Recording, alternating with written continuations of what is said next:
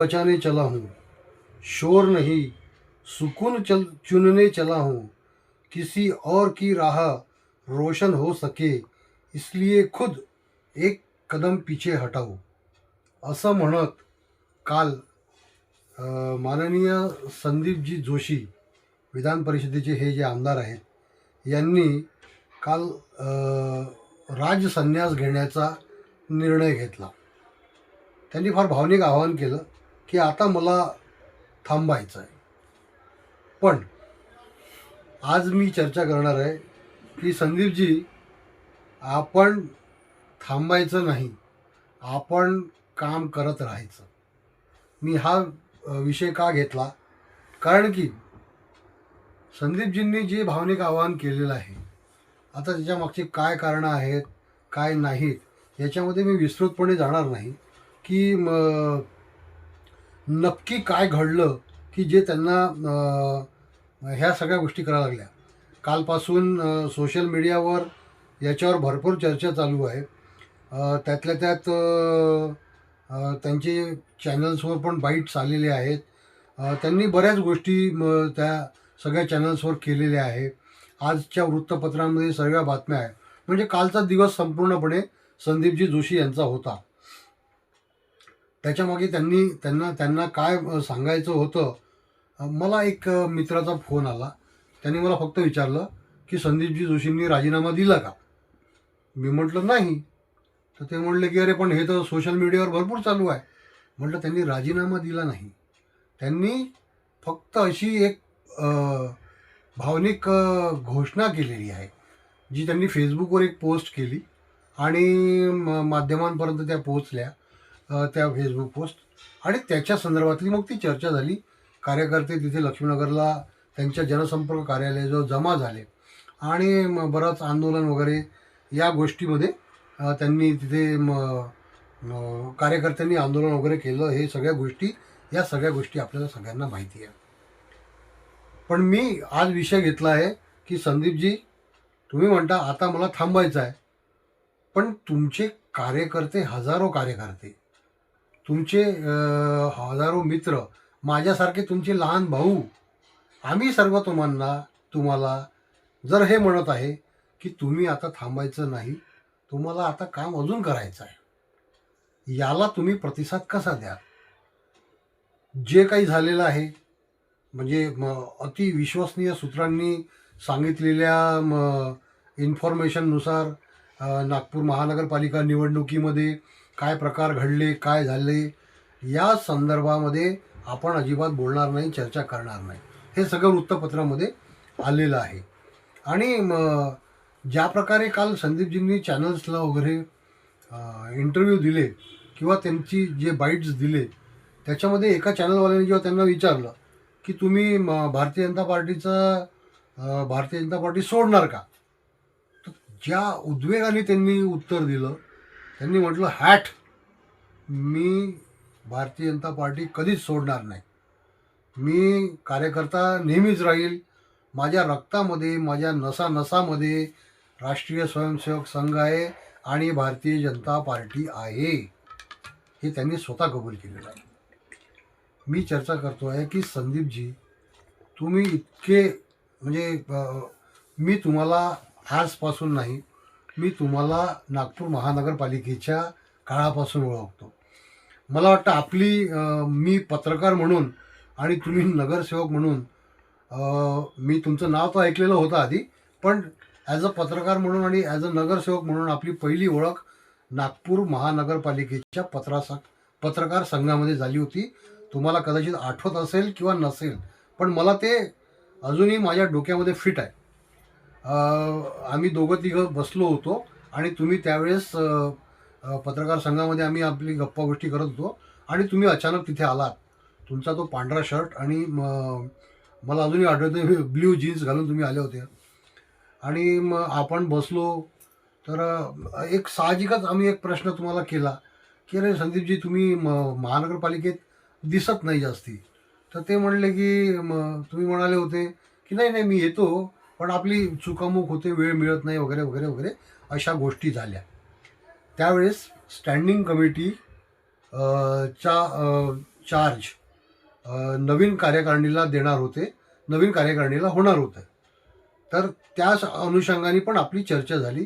तर तुम्ही म्हणला होता की नाही नाही मला काही भेटणार नाही, मला काही देणार नाही, असं आपली चर्चा झाली होती. पण मी तुम्हाला दुसऱ्या दिवशी टाइम्स ऑफ इंडियामध्ये मी बातमी केली होती की संभाव्य स्टँडिंग कमिटी चेअरमनच्या यादीमध्ये तुमचं नाव क्रमाने सगळ्यात समोर आहे. तुम्ही दुसऱ्या दिवशी पण आला आणि दुसऱ्या दिवशी मला म्हणला होता की नाही, असं काही होणार नाही आहे, तुझी बातमी काही बरोबर नाही आहे, ती म्हणजे चुकीची बातमी आहे. पण त्याच वर्षी तुम्ही स्टँडिंग कमिटी चेअरमन झालात. त्याच्यानंतर आपली नेहमी भेटगाठ होत राहिली. आम्ही तुमच्या अँटी चेंबरमध्ये पण बसायचो, पत्रकार परिषदेमध्ये आपले कामं आपण आपली चर्चा व्हायची. तुमच्या बऱ्याचशा निर्णयांना कधी कधी आम्ही विरोध केला. मी तर टाइम्स ऑफ इंडियामध्ये बऱ्याच वेळा तुमच्या निर्णयाच्या विरोधात बातम्या पण केल्या. तरी तुम्हाला त्याचा कधी म्हणजे आपली चर्चा नेहमी व्हायची, त्याच्यात तुम्हाला कधी राग आला नाही. कारण की आपलं ते त्या काळातलं जे होतं ते मैत्रीपूर्ण असे पत्रकारांचे आणि सगळ्या अधिकाऱ्यांची म्हणा किंवा पदाधिकाऱ्यांचे संबंध होते.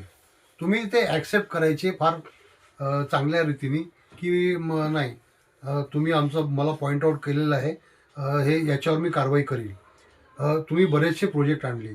तुम्ही तुळशी बाग बनवायचा प्रयत्न केला. तुम्ही वेगळे बरेचसे प्रोजेक्ट केले. आता मला ते इतके वर्षानंतर आता ते आठवत नाही आहे, पण तो कालावधी तुमचा फार सुंदर गेला. त्याच्यानंतर लगेच तुम्हाला दुसऱ्या वर्षीसुद्धा पुन्हा स्टँडिंग कमिटीचं चेअरमन बनवण्यात आलं. मला वाटतं ते का बनवण्यात आलं हा विषय फार आता आतल्या ह्याच्यातला आहे, पण तो मी लाईव्ह चर्चा करणार नाही. आपण जेव्हा एखाद दिवशी नाश्ते आणि चहाला बसू त्या दिवशी आपण या विषयावर चर्चा नक्की करूया. पण तुम्ही नागपूर महानगरपालिकेतले पहिले असे नगरसेवक होता की ज्याला नागपूर महानगरपालिकेच्या इतिहासामध्ये दुसऱ्यांदा स्थायी समिती अध्यक्ष बनायचा चान्स मिळाला. मला अजूनही आठवत आहे की तुम्ही म्हणजे संदीपजी आणि आताचे आमदार मध्य नागपूरचे प्रवीण दटके किती म्हणजे आक्रमक कसे नगरसेवक तुम्ही होता. मी बरेचसे तुमचे आंदोलन बघितले, ज्या आंदोलनामध्ये तुम्ही दोघंजण अग्रेसर असायचा. तुम्ही किती लोकांसाठी भांडलात, किती किती प्रोजेक्टसाठी तुम्ही लोक भांडलात. तुम्ही दोघं फार समोर असायचे. आणि आमचा पत्रकार मंडळी जे होतं त्याच्यामध्ये जेवढी पत्रकार मंडळी होती सगळे सिनियर्स होते. आणि सगळ्यांशी सोबत राहून तुम्ही आपण जो त्या काळातलं जे काम झालेलं आहे तुमच्यावर त्यावेळेस आरोपही भरपूर झाले, पण त्याला सगळ्यांना तुम्ही सहन केले, तुम्ही समोर गेले, त्या आरोपाला पण तुम्ही उत्तरं दिली. त्याच्यानंतर काही कालावधी गेला. मग 2017मध्ये तुम्हाला महापौर पण बनवण्यात आलं. 1 वर्षासाठी का होईना पण तुम्ही महापौर झालात. त्याच्यामध्ये तत्कालीन जे महानगरपालिकाचे आयुक्त होते त्यांच्याशी तुमचे खटके पण उडाले. पण हे सगळं ठीक आहे, दॅट इज ओके. मला सांगायचं आहे की तुम्ही हाडाचे कार्यकर्ते आहात. तुम्ही अतिशय बुद्धिमान असं व्यक्तिमत्व नागपूर महानगरपालिकेच्या ह्याच्यात तर मी बघितलेला आहे. म्हणजे माझा जो अनुभव आहे त्याच्यामध्ये तुम्ही अतिशय बुद्धिमान आणि एक चाणाक्ष असे राज्यकर्ते आहात. मी तुमचा हा आत्ताचा जो कालावधी होता माननीय मुख्यमंत्र्यांचे मानद सचिव, तेव्हाही मी तुम्हाला 4-5 वेळा भेटलो असेल. आणि तोही मी तुमचा लोकांचा ॲप्रोच, तुमचा पब्लिकमध्ये लोकांचा जनसंपर्क हे सगळं मी बघितलेलं आहे.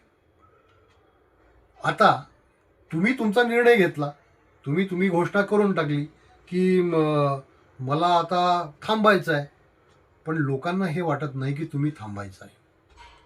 मी कालपासून बऱ्याचशा त्या काळातल्या पत्रकारांची, ह्या काळातल्या पत्रकारांची जे नागपूर महानगरपालिकेचं बीट बघतात, जे पॉलिटिकल बीट बघतात, अशा जे विधानसभा कव्हर करतात, जे विधान परिषद कव्हर करतात, अशा सर्व पत्रकारांची मी काल चर्चा केली. कुठल्याही पत्रकाराचं हे म्हणणं नाही की तुम्ही राजसन्यास घ्यावा. कशाला गरज आहे? काही गरज नाही. मला तर असं वाटतं, मी जो मागच्या एका चर्चेमध्ये म्हटलंही होतं, की प्रवीण दटके आणि संदीप जोशी हे दोघं विधान परिषदेचे आमदार नाहीत. यांना विधान परिषदेमध्ये घेतलंच कशाला? हे लोक विधानसभेसाठीचे बनलेले तयार नेतृत्व आहे. यांना विधानसभेमध्ये असलं पाहिजे.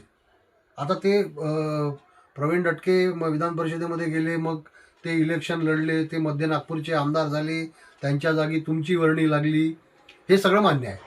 पण आता 13 मेला तुमचा कार्यकाळ संपतोय. तुम्ही लोकांना सांगितलं की तो माझा शेवटचा दिवस असेल.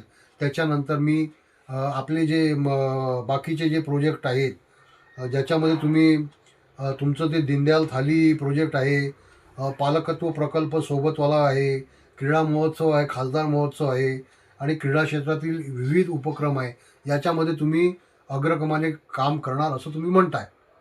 पण आम्हा सर्व पत्रकारांची पण म्हणा किंवा तुमचे कार्यकर्त्यांची तर आहेच इच्छा, आम्हा सर्व पत्रकारांची पण आणि इतर नागरिकांची पण. नागरिक समोर येऊन बोलू शकत नाही, ते तुम्हाला येऊन भेटतील वगैरे वगैरे, पण इतक्या प्रचंड मासमध्ये ते बोलू शकणार नाही. पण सगळ्यांची इच्छा आहे की तुम्ही असावं आणि तुम्ही आमदार म्हणून यावं, विधानसभेचे आमदार म्हणून यावं. माझी तर मी आज हा व्हिडिओ खरं तर मोहगाव झिलपीला जाऊन करणार होतो, म्हणजे सिद्धिविनायकाच्या मंदिरामधून, ज्याच्यामध्ये तुमचं जिथे आता आम्ही जरी झिलपीला जात असलो मंदिरामध्ये, तर आम्ही सर्व म्हणतो की संदीप जोशी यांच्या देवळात जातो आहे.